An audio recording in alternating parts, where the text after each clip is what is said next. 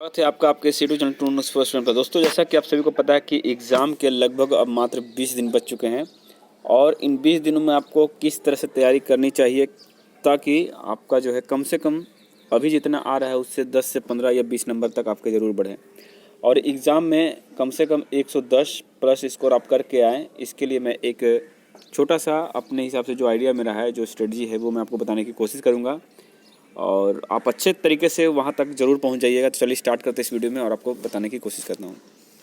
दोस्तों, एक बात और कि आप लोग भ्रम में मत रहिएगा, एग्ज़ाम जो है उसी डेट पर होना है।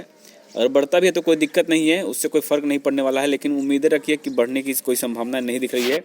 2-3 दिनों में जो है या फिर हो सकता है आज के डेट में ही आपको नोटिफिकेशन जारी कर दिया जाएगा कि आपको कब से जो है एडमिट कार्ड डाउनलोड होंगे और क्या प्रोसेस होगा एग्ज़ाम कराने का। ठीक है, तो चलिए आगे बढ़ते हैं और जानते हैं कि आपको मार्क्स कैसे बढ़ाने हैं। ठीक है दोस्तों, जैसा कि आप सभी को पता है कि आपका एग्ज़ाम जो है लगभग 4 सेशन में कंप्लीट होगा। 4 सेशन करने का मतलब क्या दोस्तों, कि आपका जो ओवरऑल जितने भी मार्क्स है वो आपको 4 टॉपिक में डिवाइड किए गए हैं। देखिए, वैसे तो 50-50 के 3 सेशन बनाए गए हैं, लेकिन देखिए इसमें अगर बात करें तो मैथ प्लस साइंस आता है। ठीक है, जिसमें आपका 2 सेशन जुड़ गया। उसके बाद यहाँ पर आपका रीजनिंग आ जाएगा 50 नंबर का। ठीक है, उसके बाद 50 का आपका जीके जीएस आने वाला है। ठीक है, तो दोस्तों अब यहाँ पे हम आपको बताना चाहेंगे कि कहाँ पे आपको सबसे अधिक कार्य करने की ज़रूरत है, जहाँ से आपके मार्क्स बढ़ने वाले हैं। ठीक है, तो आइए शुरू करते हैं। दोस्तों, अगर हम बात करें साइंस का, तो साइंस के जो क्वेश्चन होंगे वो कम से कम 20 क्वेश्चन होंगे, मैक्सिमम 30 भी हो सकते हैं, लेकिन एवरेज हम 25 लेके चलते हैं दोस्तों कि 25 जो है आपके साइंस के क्वेश्चन रहने वाले हैं। तो देखिए 25 क्वेश्चन के लिए आपको बहुत ही ज़्यादा मेहनत करने की ज़रूरत है और आपको बता दूं कि कई सारे बुक मार्केट में अवेलेबल हैं, लेकिन सिर्फ एक बुक अगर आप पढ़ लेते हैं ना तो आपका 25 में 22 से 24 कर पाइएगा बड़े आसानी से। और मैंने जितना भी प्रीवियस ईयर पेपर है बीएसएससी का, सभी को मैंने एनालिसिस किया है और हाल ही में जो इंटर लेवल फर्स्ट का जो मेंस हुआ था उसमें भी मैंने देखा दोस्तों, इस बुक से बाहर कहीं भी नहीं था क्वेश्चन। यानी कि ये जो आप बुक देख रहे हैं महेश कुमार बर्नवाल का, ये क्लास 6 to 12 तक का ये साइंस होता है, जिसमें फिजिक्स और केमिस्ट्री इसमें रखा गया है और साथ ही एक जीव विज्ञान के अलग सब बुक है। तो इन दोनों बुक को अगर आपने कवर कर लिया है तब तो अच्छी बात है, अगर नहीं किया है तो दोस्तों कोई बड़ी बात नहीं है, इसको आप 10 दिन से 15 दिन में आराम से इसको रिवीजन कर सकते हैं। तो आप इस बुक को ज़रूर परचेस कर लें। परचेस नहीं किए हैं तो इसका पीडीएफ वगैरह कहीं से भी जुगाड़ करके आप इसको ज़रूर देख लें। वैसे आपको बहुत सारे बुक मिलेंगे, इसके झा सर, ये वो 12-17 बहुत तरह के बुक मिलेंगे, लेकिन वहाँ पे जो कॉम्प्लिकेटेड बनाया गया बुक को वो बहुत ही डेंजर होता है एग्ज़ाम के पॉइंट ऑफ व्यू से। लेकिन अगर इस बुक को आप फॉलो करते हैं तो मेरे ख्याल से बड़े आसानी से अच्छे स्कोर कर पाइएगा। मैं बता दूं तो रेलवे के ग्रुप डी के एग्ज़ाम में भी मैक्सिमम क्वेश्चन, मैक्सिमम कहने का मतलब जितने भी न्यूमेरिकल को छोड़ करके सारा का सारा क्वेश्चन इसी बुक से आया था। ठीक है, ये थियोरेटिकल बुक है, इसमें न्यूमेरिकल देखने को नहीं मिलता है, लेकिन न्यूमेरिकल के फॉर्मूले आपको देखने को मिल जाएंगे और बहुत ही अच्छे तरीके से सजाया गया दोस्तों। बुक में चित्र वगैरह सब कुछ सब एनसीईआरटी बेस पर ही है। तो ये दोनों बुक आप कहीं से भी जुड़ा लीजिए, दोस्त के हैं, फ्रेंड्स के हैं, तो वहाँ से जरूर पढ़िएगा।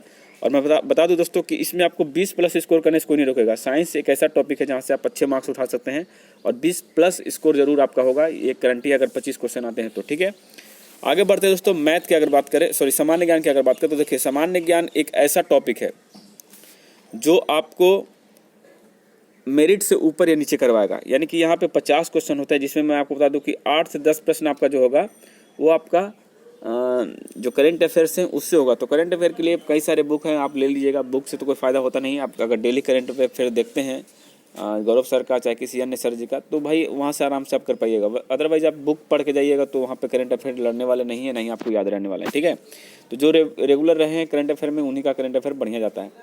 तो करंट अफेयर्स 8 से 10 क्वेश्चन रहेंगे, 2-3 क्वेश्चन बिहार के रहेंगे, यानी कि टोटल 40 क्वेश्चन आपका जीके का रहेगा।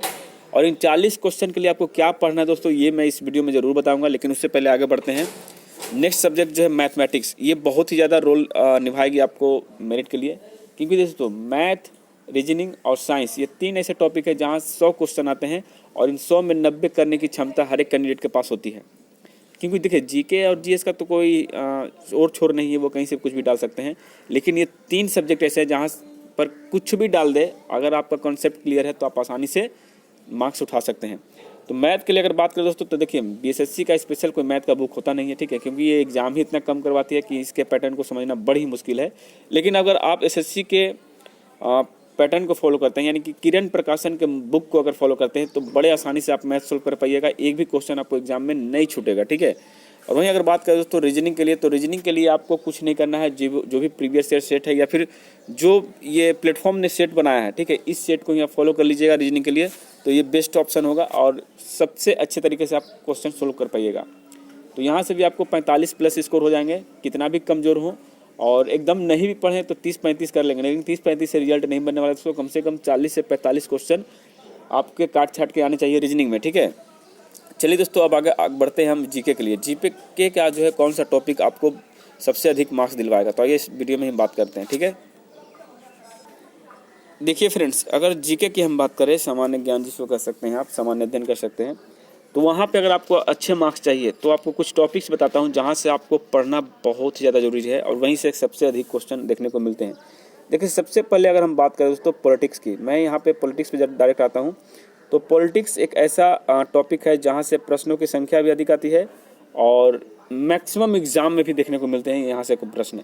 और इस बीएसएससी की अगर बात करें तो यहाँ पे कम से कम 6 प्रश्न देखने को मिलेंगे, 6 से 8 हो सकते हैं, कम से कम 6 तो जरूर क्वेश्चन देखने को मिलेंगे।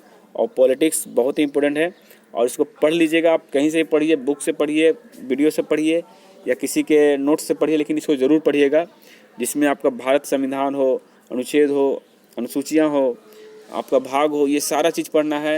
राष्ट्रपति, उपराष्ट्रपति, प्रधानमंत्री, मंत्रिपरिषद, राज्यपाल, इन सभी से रिलेटेड जो भी कानून बनाए गए हैं, संविधान संशोधन किए गए हैं या फिर अनुच्छेद जोड़े गए हैं, घटाए गए हैं, जो भी करना है दोस्तों सभी इस टॉपिक से आपको कंप्लीट करना होगा, तभी जाके आपके मार्क्स अच्छे बनेंगे। उसके बाद दूसरा टॉपिक अगर आपको बात करें दोस्तों तो यहाँ पे आता है जियोग्राफी यानी कि भूगोल। भूगोल में दोस्तों भारत का भूगोल सबसे अधिक आपको पढ़ना है।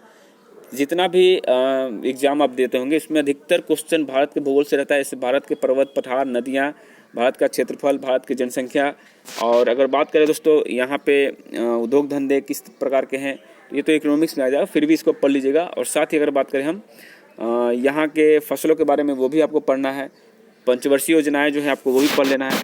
तो भारत का भूगोल पढ़ना बहुत ज़रूरी है दोस्तों। यहाँ से क्वेश्चन आएंगे इंटरनेशनल, अगर भूगोल आप नहीं भी पढ़ते हैं, अंतर्राष्ट्रीय भूगोल नहीं भी पढ़ते हैं तो भी चलेगा, लेकिन भारत का भूगोल आपको पढ़ना जरूरी है, ठीक है। और उसी में आपको राजधानी वगैरह सब कुछ आपको देख लेने होंगे, करेंसी वगैरह जो भी है, हाल ही में जो जितने भी करेंसी में बदलाव हुए हैं किसी किसी देश में, तो वो भी आप देख लीजिएगा, ठीक है। चलिए आगे बढ़ते हैं दोस्तों। आगे क्या है, देखिए आगे है आपका आधुनिक भारत का इतिहास, ठीक है। आधुनिक भारत का यानी कि मॉडर्न हिस्ट्री जो होता है वो आप देख लीजिएगा। इसमें आपको मैक्सिमम क्वेश्चन जो है आधुनिक भारत से आते हैं और उसमें सबसे ज़्यादा हीरो का रोल निभाते हैं तो वो है एमजी, ठीक है, यानी महात्मा गांधी। तो महात्मा गांधी के बारे में आपको जानकारी पूर्ण रूप से होनी चाहिए, शुरुआत से लेकर अंत तक, यानी शुरू में वो कहाँ कहाँ गए, वो क्या किए नहीं किए, भारत कब आए, भारत में आके उन्होंने कौन कौन से आंदोलन किए, अंतिम आंदोलन क्या था, किस आंदोलन में वो नेता बने, ये बने, जो भी डिटेल्स हैं गांधी जी से संबंधित वो सारा डिटेल आपको पढ़ना है। साथ में सुभाष चंद्र बोस को आपको मिस नहीं करना है। और जितने भी आंदोलन हुए हैं 1857 के बाद से लेकर अभी तक, मतलब अभी तक कहने का मतलब 1947 तक, उन सभी आंदोलन को भी आपको देखना होगा, चाहे वो खेड़ा आंदोलन हो, बहावी आंदोलन हो, या फिर आपका भारत छोड़ो आंदोलन हो, या फिर जो भी आंदोलन हो भाई, काकोरी कांड वगैरह, चोरी चौरा कांड, ये सारा चीज़ आपको देख लेना है एक बार, ठीक है। और अगर हम बात करें दोस्तों कि मध्य भारत के इतिहास की, तो मध्य भारत के इतिहास में जितने भी राजाओं महाराजाओं के बीच युद्ध हुए हैं उन सभी को देखना है। और खास करके जो मुगल शासक थे उनके बारे में तो आपको पढ़ना ही पढ़ना है दोस्तों। मुगल शासक में बाबर से लेकर के औरंगजेब तक के जितने भी शासक आए उन सभी के बारे में एक एक पॉइंट को बारीकी से समझ कर आपको पढ़ने होंगे। और उसके बाद जो आपका प्राचीन इतिहास है दोस्तों, उसमें आपको वेद पढ़ना है, चंद्रगुप्त मौर्य सब जो है, उसके बाद आपका बुद्ध धर्म, जैन धर्म, ये सारा डिटेल के साथ जो है पढ़ना पड़ेगा दोस्तों। हड़प्पा सभ्यता, मोहनजोदड़ो सभ्यता, ये सारा चीज़ आपको ढंग से पढ़ना है। लेकिन मैक्सिमम क्वेश्चन आपको मॉडर्न फिजिक्स से देखने को मिलेगा और आपको पॉलिटिक्स से देखने को मिलेगा। अब हम बात करें दोस्तों इकोनॉमिक्स में। इकोनॉमिक्स में देखिए दोस्तों, बैंकों का राष्ट्रीयकरण कब हुआ, आपका आरबीआई की स्थापना कब हुई, तो ये क्वेश्चन तो बहुत बार पूछेगा, लेकिन ये सब क्वेश्चन नहीं आएगा। उससे रिलेटेड कुछ टफ क्वेश्चन देखने को मिलेंगे। तो आपको इकोनॉमिक्स को बड़े आसानी से नहीं पढ़ना है, मतलब उसमें थोड़ा डीपली जा करके पढ़ना है। जैसे कि CRR क्या होता है, रेपो रेट क्या होता है, रिवर्स रेपो रेट क्या होता है, तो इन सभी चीज़ों पर आपको ध्यान देने की ज़रूरत है। थोक मुद्रा सूचकांक क्या होता है, सकल घरेलू उत्पाद यानी GDP क्या होता है, मतलब सारा चीज़ आपको ढंग से पढ़ना है, ठीक है। तो ये कुछ तमाम टॉपिक है जहाँ से आपको पढ़ने की ज़रूरत है। रीजनिंग में तो आपको कुछ करना है दोस्तों, जो मैंने आपको बताया कि सेट प्रैक्टिस कर लीजिए। अब हम बात करते हैं कि मार्क्स कैसे आपका बढ़ने वाला है। ठीक है दोस्तों, देखिए यहाँ पर अगर आप 25 मैथ रखते हैं और 25 में आपको यहाँ पे 22 प्लस स्कोर जरूर हो जाएंगे, इतना जान लीजिए अगर मैथ पढ़ते हैं तो। मैं अनरिजर्व की बात कर रहा हूँ, बाकी लोगों की छोड़ दीजिए, बाकी लोग तो कम कम भी करके आ सकते हैं। अगर वहीं बात करें साइंस में 25 क्वेश्चन आते हैं तो यहाँ भी 20 प्लस स्कोर कर सकते हैं, लेकिन मैं 20 ही रखता हूँ। अगर हम बात करें दोस्तों यहाँ पे 50 जो रीजनिंग आते हैं तो 50 में आपके 45 कोई नहीं रोकेगा भाई, बहुत ख़राब स्थिति रही तो 40 जरूर जाएगा। और उसके बाद जीके की बात करें दोस्तों तो जीके देखिए 50 क्वेश्चन होते हैं जहाँ पे आपको मैक्सिमम 30 प्रश्न आ सकते हैं, मतलब 30 ही बना पाइएगा, उससे अधिक नहीं बन पाएगा। उससे अधिक वही कैंडिडेट बना सकते हैं जो जिनका पकड़ जो है जीके और जीएस और करंट अफेयर में सबसे अधिक हो, सबसे बेहतर हो, वही लोग 30 प्लस कर सकते हैं। तो यहाँ पे कुल मिलाकर देखा जाए दोस्तों तो यहाँ पर आपको जो मार्क्स बनते हैं वह देखिए 5 2 7 4 2 6 3 9 2 11, यानी कि 117 के आसपास यहाँ पे मार्क्स बनते हैं। ये मैं बता रहा हूँ अनरिजर्व के लिए एवरेज मार्क्स जो है, इससे नीचे मत रखिएगा मार्क्स अपने, इससे ऊपर ही रखिएगा। ठीक है, और इतना करना थोड़ा कठिन होगा। अगर पेपर कठिन रहा तो ये तो डिक्रीज हो सकता है, लेकिन अगर पेपर नॉर्मल रहे तो भाई आपको तो इतने स्कोर करने पड़ेंगे, क्योंकि कैंडिडेट की संख्या 8 से 10 लाख के बीच, यानी 9 लाख बताया जा रहा है। तो 8 लाख भी अगर कैंडिडेट अपेयर होते हैं तो बहुत ही बड़ी संख्या में कैंडिडेट अपेयर हुए। और आपको पता है मात्र 10 से 12 हज़ार यहाँ पर रिजल्ट आएगा, लेकिन 10 से 12 हज़ार पूरा ओवरऑल है, यानी कि आपकी अगर बात करें अनरिजर्व से तो अनरिजर्व का लगभग 3000 के आसपास ही रिजल्ट आने वाला है। तो टॉप 3000 में रहने के लिए आपको 117 नंबर तो लाने ही पड़ेंगे। ठीक है, टॉप 3000 में रहने के लिए अनरिजर्व वालों को या बीसी वालों को 117 जो है मार्क्स लाने होंगे। तो चलिए दोस्तों देख लीजिए एक बार, हम लोग भी गए थे घूमने, यहाँ माता जी का यहाँ पे देखिए विराजमान है। ये माता जी जो है वेस्ट बंगाल में आए थे घूमने के लिए। हम जगधरती पूजा बोला जाता है यहाँ पे, बहुत ही अच्छे सुंदर सुंदर प्रतिमा और पंडाल होते हैं यहाँ पे। तो चलिए दोस्तों फिर मिलेंगे नए वीडियो में अपडेट के साथ, तब तक ले जय हिंद जय भारत।